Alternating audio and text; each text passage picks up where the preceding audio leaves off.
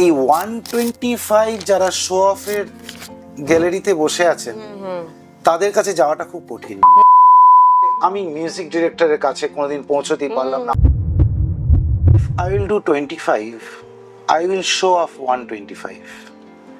এই 125 যারা শো অফের গ্যালারিতে বসে আছেন তাদের কাছে যাওয়াটা খুব কঠিন। আর যারা করে 25, বলে 25, দেখায়ও 25, তাদের কাছে যাওয়াটা কোনো ফ্যাক্টর নয়। এটা দারুণ একটা লার্নিং। এটাকেই তো ঘটনা আমি দেখেছি।